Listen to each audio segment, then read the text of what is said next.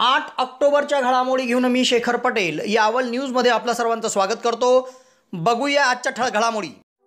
यावल शहरात फैजपूर रोडावर हॉटेल भाग्यश्रीच्या समोर महाराष्ट्र शासन मान्यता प्राप्त दिशा कौशल्य विकास संस्थेच्या माध्यमातून टायपिंग सेंटर सुरू झाले आहे व त्यासाठी प्रवेश देखील सुरू करण्यात आले आहे।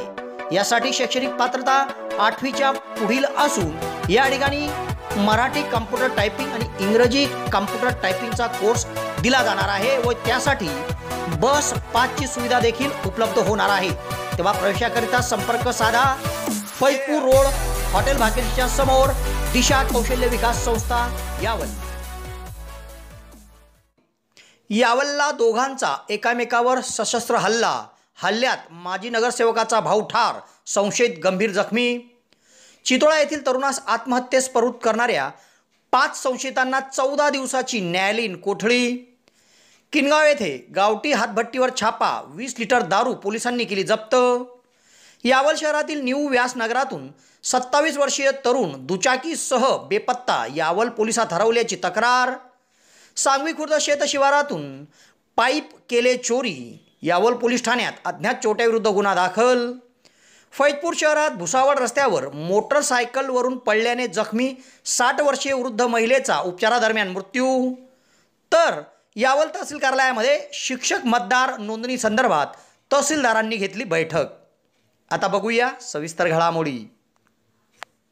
यावल शहरातील बोरावल गेट जवळील धनगरवाड्यात चेष्टा मस्करीतून दोघांमध्ये शाब्दिक वाद झाला आणि हाणामारी झाली। यामध्ये दोघांनी एकामेकावर सशस्त्र हल्ला चढवला।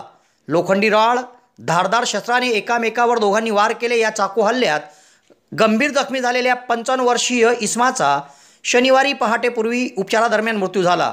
मयत हा यावलच्या माजी नगरसेवकाचा भाऊ असून हल्ला करणारा 57 वर्षीय वृद्ध देखील गंभीर जखमी आहे। याबाबत यावल पोलीस ठाण्यात दोन्ही गटाकडून परस्पर विरुद्ध गुन्हा दाखल करण्यात आला आहे।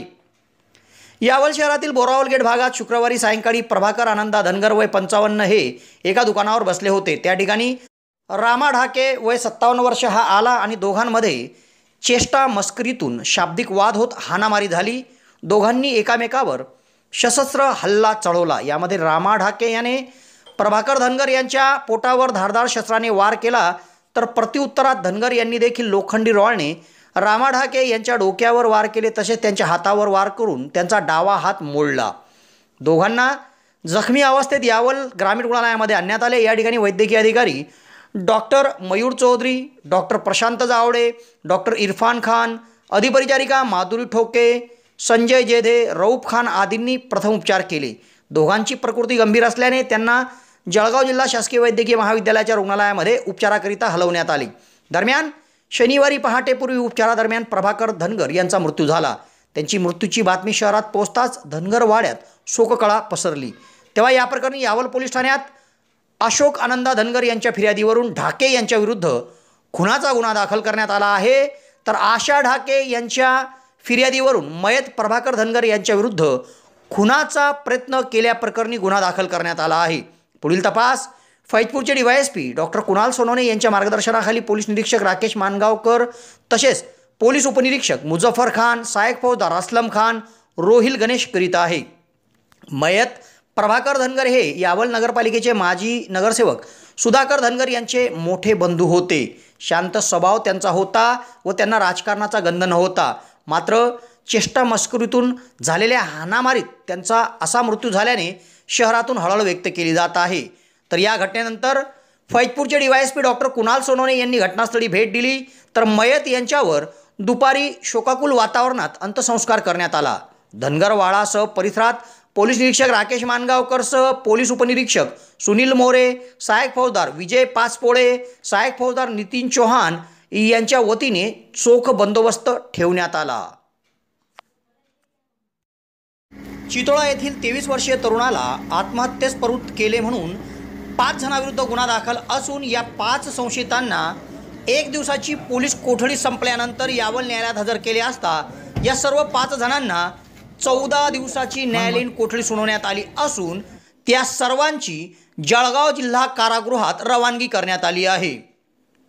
चितोळा तालुका यावल येथील दुर्गेश संतोष किनगे वय 23 वर्ष याला गावातील रजनी भास्कर जंगले, भास्कर आनंदा जंगले, रेखा भूषण जंगले, भूषण भास्कर जंगले व ज्ञानेश्वर भास्कर जंगले सर्व राहणार चितोळा तालुका यावल या 5 जणांनी शिवीगाळ करून मारहाण केली होती व तू गाव सोडून निघून जा, तू जर गावातून गेला नाही तर आम्ही तुला सोडणार नाही असा दम दिला होता व सातत्याने हे 5 जण त्याला त्रास देत होते। तेव्हा त्यांच्या जाचाला कंटाळून दुर्गेश किनगे याने 28 सप्टेंबर रोजी देवीदास तुकाराम पाटील राहणार चितोळा यांच्या शेतगट क्रमांक 557 मधील शेतविहिरीत उडी घेऊन आत्महत्या केली होती। तेव्हा या प्रकरणी संतोष किनगे यांच्या फिर्यादीवरून यावल पोलीस ठाण्यात चितोळा येथील 5 जणांविरुद्ध आत्महत्येस तरुणाला प्रवृत्त केले म्हणून गुन्हा दाखल करण्यात आला होता। तेव्हा या 5 जणांना पोलिसांनी अटक केली होती व यावल न्यायालयात हजर केले होते व त्यांना 1 दिवसाची पोलीस कोठडी सुनावण्यात आली होती। तेव्हा पोलीस कोठडी संपल्यानंतर या 5 जणांना पुन्हा यावल न्यायालयात प्रथम वर्ग न्यायाधीश SB वाळके यांच्यासमोर हजर केले असता या सर्व 5 जणांना 14 दिवसाची न्यायालयीन कोठडी सुनावण्यात आली आहे व या सर्व जणांची रवानगी जळगाव जिल्हा कारागृहात करण्यात आली आहे। पुढील तपास यावल पोलीस ठाण्याचे पोलीस निरीक्षक राकेश मानगावकर यांच्या मार्गदर्शनाखाली पोलीस उपनिरीक्षक अविनाश दहिफळे करीत आहे। किनगाव खुर्द या गावात एका 65 वर्षीय इस्माला आपल्या घराच्या शेजारी आडोशाला गावठी हातभट्टीची दारू विक्री करताना यावल पोलिसांच्या पथकाने पकडले आहे व त्याच्याकडून 20 लिटर गावठी हातभट्टीची दारू हस्तगत करून त्याच्याविरुद्ध गुन्हा दाखल करण्यात आला आहे। किनगाव खुर्द तालुका यावल या गावात एक 65 वर्षीय इसम आपल्या घराच्या बाजूला असलेल्या आडोशात एका प्लास्टिकच्या कॅनमध्ये 20 लिटर गावठी दारू विक्री करण्याच्या उद्देशाने घेऊन त्या ठिकाणी आढळून आला।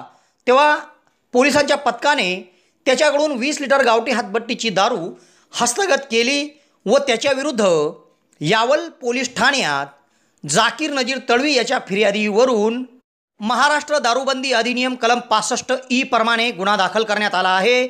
पुढील तपास यावल पोलीस ठाण्याचे पोलीस निरीक्षक राकेश मानगावकर यांच्या मार्गदर्शनाखाली हवालदार नरेंद्र बागुले करीत आहे।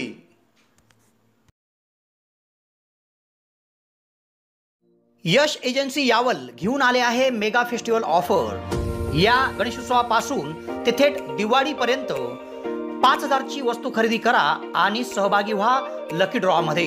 या लकी ड्रॉचं प्रथम बक्षीस आहे स्मार्ट LED TV, द्वितीय बक्षीस वॉशिंग मशीन, तृतीय बक्षीस सायकल आणि चौथे बक्षीस वॉटर फिल्टरसह अनेक बक्षिसं यात आहेत। त्याचप्रमाणे आपण प्रत्येकी RCD प्रोडक्ट खरेदी केल्यावर 15,000च्या खरेदीवर मिळवा एक आकर्षक भेटवस्तू। त्याचप्रमाणे यश एजन्सीमध्ये बजाज फायनान्स उपलब्ध आहे, खरेदीवर कॅशबॅक उपलब्ध आहे, क्रेडिट कार्डवर आकर्षक डिस्काउंट देखील आपल्याला मिळेल। तेव्हा एक वेळ अवश्य भेट द्या यश एजन्सी यावल, शेतकी संघ शॉपिंग कॉम्प्लेक्स यावल।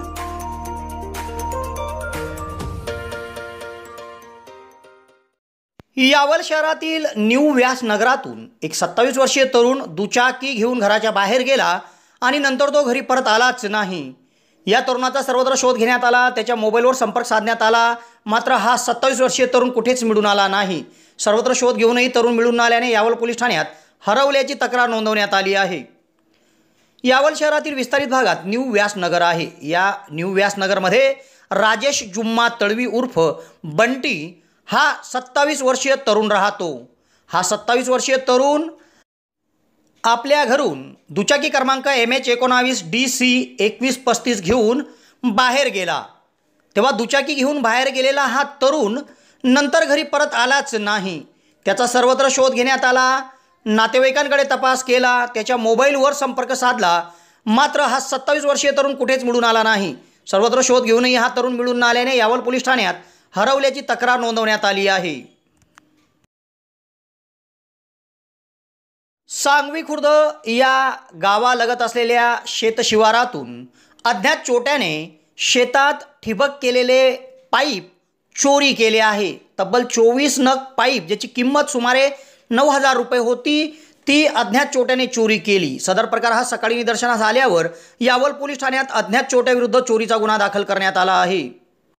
सांगवी खुर्द तालुका यावल या शेतशिवारात ललित अशोक महाजन यांचे शेतगट क्रमांक 170, 3 आणि 2 असे आहे। या शेतात त्यांनी पिकाला पाणी देण्याकरिता पाईपलाईन खोदून गाळलेली होती आणि ठिबकद्वारे पाणी पुरवठा ते करायचे. दरम्यान त्यांच्या शेतात गाडलेले 24 PVC पाईपचे नग कोणीतरी अज्ञात चोरट्याने मध्यरात्रीनंतर चोरी केले. एकूण 9,000 रुपये किमतीचे हे पाईप होते, जे चोरी झाल्याचे सकाळी निदर्शनास आले. तेव्हा या प्रकरणी ललित अशोक महाजन यांच्या फिर्यादीवरून यावल पोलीस ठाण्यात अज्ञात चोरट्याविरुद्ध चोरीचा गुन्हा दाखल करण्यात आला आहे.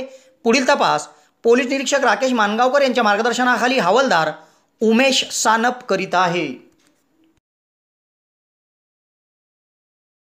फैजपूर शहरातील भुसावळ जाणाऱ्या रस्त्यावर मोटरसायकलवरून पडल्याने एक 60 वर्षीय वृद्ध महिला ही गंभीर जखमी झाली होती. तेव्हा या महिलेचा उपचारादरम्यान मृत्यू झाला आहे. तेव्हा या प्रकरणी फैजपूर पोलीस ठाण्यात अकस्मात मृत्यूची नोंद करण्यात आली आहे. फैजपूर शहरातून भुसावळकडे जाणारा रस्ता आहे. या रस्त्यावर मोटरसायकलवरून पडल्याने लतिका नथू भोगे राहणार सावदा तालुका रावेर वय 60 वर्ष ही महिला गंभीर जखमी झाली होती. या महिलेला उपचाराकरिता रुग्णालयात नेण्यात आले होते. दरम्यान जळगाव येथील न्यूक्लियस हॉस्पिटलमध्ये उपचार सुरू असताना लतिका भोगे यांचा मृत्यू झाला. तेव्हा या प्रकरणी डॉक्टरांनी दिलेल्या खबरीवरून फैजपूर पोलीस ठाण्यात अकस्मात मृत्यूची नोंद करण्यात आली आहे. पुढील तपास फैजपूर पोलीस ठाण्याचे प्रभारी सहाय्यक पोलीस निरीक्षक विनोद कुमार गोसावी यांच्या मार्गदर्शनाखाली सहाय्यक फौजदार रशीद तळवी करीत आहे.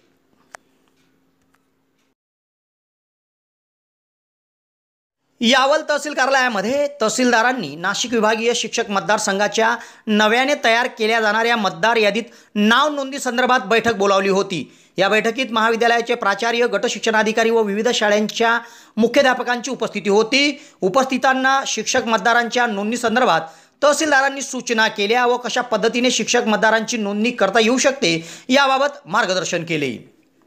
नाशिक विभागीय शिक्षक मतदारसंघाची पूर्वीची मतदार यादी रद्द करण्यात आली आहे व आगामी निवडणुकीच्या पार्श्वभूमीवर नव्याने मतदार यादी तयार करण्याचे काम यावल तहसील कार्यालयाच्या निवडणूक विभागाकडून सुरू करण्यात आले आहे.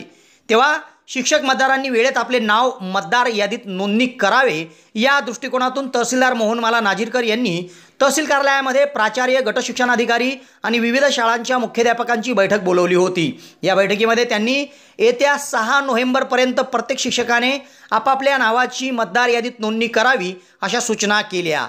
या बैठकीमध्ये निवडणूक नायब तहसीलदार रशीद तळवी, गट शिक्षणाधिकारी विश्वनाथ धनके, मुख्याध्यापक संघाचे तालुकाध्यक्ष जयंत चौधरी, मुख्याध्यापक संघाचे जिल्हा उपाध्यक्ष बाळासाहेब पाटील, केंद्र प्रमुख डॉक्टर प्रमोद सोनार, मुख्याध्यापक संघाचे उपाध्यक्ष Ashfaq Shaikh, Vinayakrao Teli, DV Patil, Nitin Zambare sir, DV Chaudhari, Parag सरोदेसह महाविद्यालयाचे उपप्राचार्य आणि विविध शाळांचे मुख्याध्यापक आदींची उपस्थिती होती.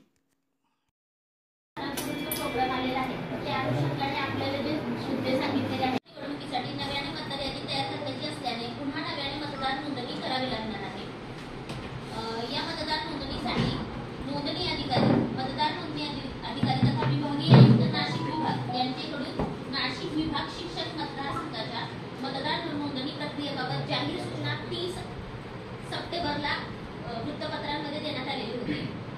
या जाहिरातीद्वारे पुढील वर्षी होणाऱ्या नाशिक विभाग शिक्षक मतदारसंघाच्या निवडणुकीसाठी मतदार नोंदणी प्रक्रियेत सहभागी होण्यासाठी मार्गदर्शन मतदारांना करण्यात आलेले आहे. जी वृत्तपत्रामध्ये जाहिरात प्रसिद्ध केली होती, ऑलरेडी त्याच्यामध्ये सगळं सांगितलेलं आहे. माननीय भारत निवडणूक आयोगाच्या मार्गदर्शक सूचनांनुसार नाशिक विभाग शिक्षक मतदारसंघासाठी मतदार नोंदणी प्रक्रिया 30 सप्टेंबर पासून सुरू होत आहे. आपल्याकडे अर्ज पहिल्या एकदा संस्थेमध्ये होते, त्यानंतर दुसऱ्या संस्थेमध्ये आहेत. म्हणजे आता करंट ज्या संस्थेमध्ये ते अर्ज जोडायचं, पण मागच्या 6 वर्षात जर ते अन्य ठिकाणी असतील तर ते सुद्धा प्रमाणपत्र जोडणं आवश्यक आहे.